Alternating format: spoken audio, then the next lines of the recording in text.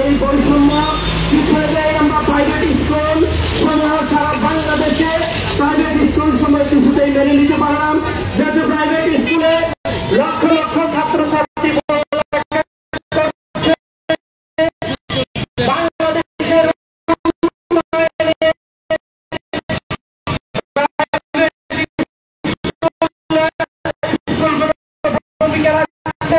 বাংলাদেশের এই প্রাইভেট ছাত্রছাত্রী গঠন করছে।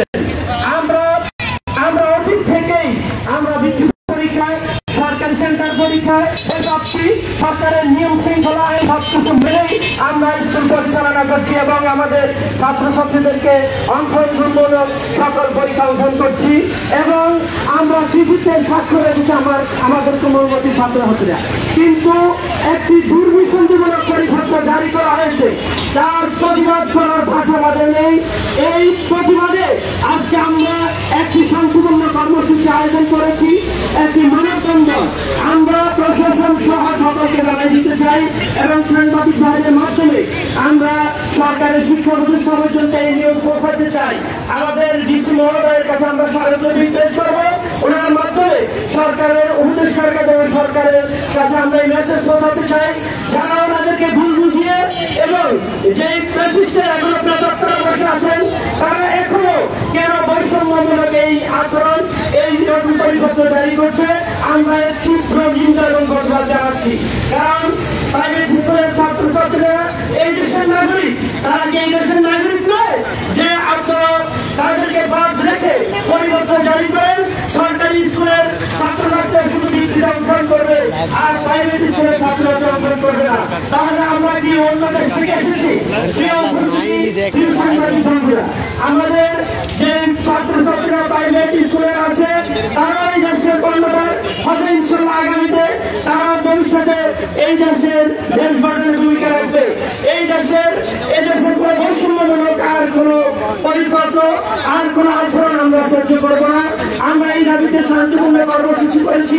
সামনে আমাদের এই দাবি আশা করি সরকারের বুঝে দেওয়া হবে, অনতি বিলম্বে দ্রুত এই পরিপত্র বাতিল করে নতুন পরিপত্র জারি করবে এবং প্রাইভেট স্কুলের ছাত্রছাত্রীদেরকে ভিত্তি পরীক্ষা অংশগ্রহণের জন্য আদেশ জারি করবে।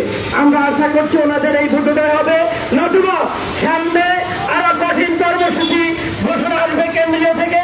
আমরা সকল দর্শক সবাইকে স্বাগত জানাচ্ছি নোয়াখালী টিভির ফেসবুক লাইভে। দর্শক এই মুহূর্তে আমরা আছি লক্ষ্মীপুর জেলা প্রশাসক কার্যালয়ের সামনে। এখানে প্রাথমিক বৃত্তি পরীক্ষায় বেসরকারি প্রতিষ্ঠানের ছাত্রছাত্রীদের অংশগ্রহণের দাবিতে লক্ষ্মীপুরের যে প্রাইভেট স্কুল অ্যাসোসিয়েশন আছে সেই স্কুল অ্যাসোসিয়েশনের উদ্যোগে কিন্তু আজকে এখানে মানববন্ধন অনুষ্ঠিত হচ্ছে। তাদের দাবি সরকারি প্রাথমিক বিদ্যালয়ের পাশাপাশি যে প্রাইভেট যে বিদ্যালয়গুলো আছে সেগুলোকে বৃত্তি পরীক্ষায় অংশগ্রহণ করার যে সুযোগ করে দেওয়ার সেই দাবি জানাচ্ছেন এখানে অংশগ্রহণকারীরা। আমরা বলবো একটি সভ্য দেশ এবং একটি সভ্য সমাজ পরিবর্তনের জন্য বৈষম্যহীন এই নীতিমালা পরিপত্র প্রত্যাহার করে প্রাথমিক শিক্ষা স্তরে বেসরকারি শিক্ষার্থীদেরকে অংশগ্রহণ করার জন্য সরকার সুযোগ দেবে। এই পর্যায়ে সর্বশেষ আমাদের উদ্দেশ্যে বক্তব্য রাখবেন আমাদের প্রাইভেট স্কুল অ্যাসোসিয়েশন লক্ষ্মীপুর সদর উপজেলার সম্মানিত সভাপতি জনাব মোহাম্মদ হানিফ স্যার। আসসালামু আলাইকুম রহমতুল্লাহ। সম্মানিত উপস্থিতি, প্রিয় সাংবাদিক ভাইরা, শিক্ষা আমাদের মৌলিক অধিকার।